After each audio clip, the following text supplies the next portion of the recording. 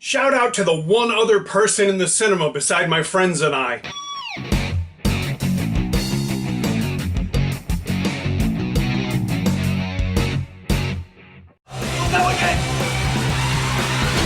你们到底还有多少人？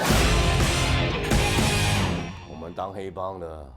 Hi, welcome to the Silver Spleen. My name is Simon Lamb. Sick. And this is my review of Change of Gangster. Francis Ng is one of Hong Kong's most well-known actors, but he's also directed a handful of films, including 1998's 9413, 2000's What is a Good Teacher, and 2007's Dancing Lion, all of which I enjoyed to varying degrees. He directed Change of Gangster as well as starred in it. It was filmed in Hong Kong and elsewhere in 2016, but it wasn't released until now, and only in China. That's why I had to go to Shenzhen to see it. Luckily for me, there were English subtitles. I checked. And like I said, my three friends and I made up 80% of the audience. Now, I was really interested in seeing this movie, yes, because I'm in it, but I also really wanted to see it because while we were working on it, it seemed so bizarre that I couldn't really make any sense of what it was supposed to be about. In fact, I'm not even really sure I could tell you what it is now. Francis Ng plays a washed-up actor who takes a role that's essentially a redux of Ugly Kwan from the Young and Dangerous series. He's not very excited about the role, and he has to work with a narcissistic, obnoxious child star, played by Francis Ng's son, Feynman. Believe me when I say this kid was born to play the role. Cue an escalating tension, lots of overplayed jokes, and a bump on the noggin. That's not a euphemism. What follows is a bizarre, nearly incomprehensible set of events. I can't really call it a story.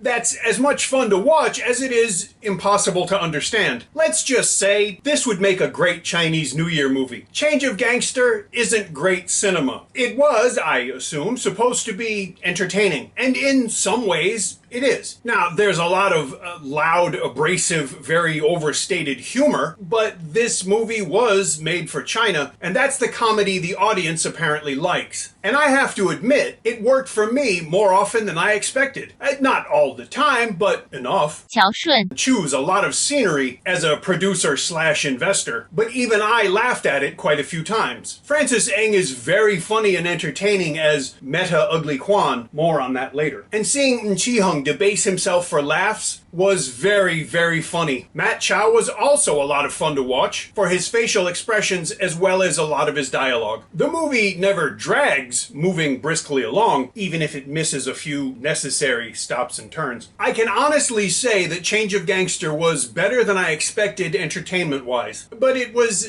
worse than I expected production-wise. Some of the cinematography and editing was impressive, but the car chase scenes, which again I took part in, were really underwhelming considering what I knew they had in the can. That's not a euphemism. Feynman Ng's entire appearance as a spoiled child star is a pretty low part of the film, and I'd feel much worse saying that if he hadn't been such a method actor. Now, getting kids to act is always a challenge, but I've seen it done before, just not in this movie. There's also the frankly racist portrayal of the two South Asian characters, who are people I know in real life. But then again, and speaking of which, in the scripts that we were given, me and the other white guys were listed as foreign criminals in English and Chinese. So I guess I can't really say that I'm surprised. Change of Gangster is a confusing movie. Some parts are better than others, but the problem is that a lot of the bad parts are the necessary parts. Now, I frequently use the term economy of narrative to describe movies that don't tell a very complex story or don't spend a lot of time telling a story, or sometimes don't tell much of a story at all. Change of Gangster has what I'd have to call an austerity of narrative. The character, okay, recurring extra, that I play is in one of the subplots of the film. But that subplot gets about 3 lines of exposition. But so what? A lot of the things in this movie are dumb, but the movie itself isn't. It's a very China-friendly film, but it's also a pretty big and almost bitter piss take of the film industry in Hong Kong and up above. It's brutally honest at times, and even in my limited experience, I can vouch for a lot of the things that happen in the movie. On a slightly different note, there's a lot of self-deprecation going around. In a cameo, Simon's Yam and Loy call Francis Ng a has-been and washed up, but then they say, just like the rest of us. They lament the passing of the gangster genre as characters, but they're also the actors that help make it great. So this is where Change of Gangster is, if nothing else, an interesting film. It gets away with being so gangsterific because it's meta. It's not a movie about gangsters. It's a movie about gangsters. That way, when Francis Ng gets hit on the head and thinks he's really a gangster, he can act like one, he can talk like one, and he can do a lot of gangstery stuff, but it's all fake, so it's okay. And all the bad guys go to jail at the end of the movie. At least I think they do. I'm not really sure, and I was one of them. Now, if you see Change of Gangster, I think you'll understand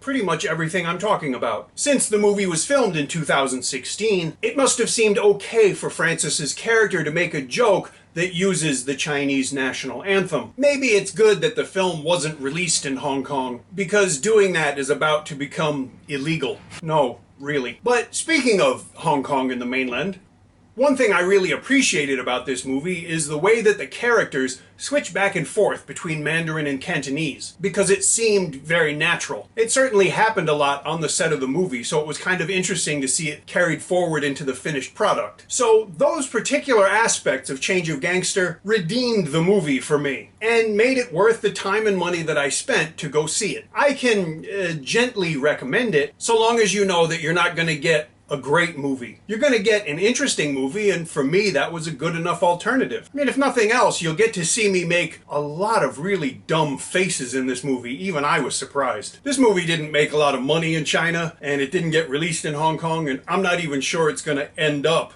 being released on home video, so I can't necessarily tell you to buy it that way. I'm pretty sure it was released in China on iQIYI, but it might not be there anymore. I don't know. I'd like you to see this movie just because I'm in it, and like I said, I had a lot of fun working on it, and there's a companion video for that, because I'm not going to talk about those experiences here. I wanted to focus on the film. But you can watch that other video. I didn't get paid an awful lot of money for working on that film, but I made some money, and as long as we're going to talk about some money, let's just talk about the fact that I work on these videos in my spare time, and it's not like I'm going to live in a big house or try to buy a car, because I don't even like driving. So please, just think about it. If you enjoyed my review, please let me know, and if you didn't, let me know. If you enjoy the channel, please subscribe. Thank you for watching.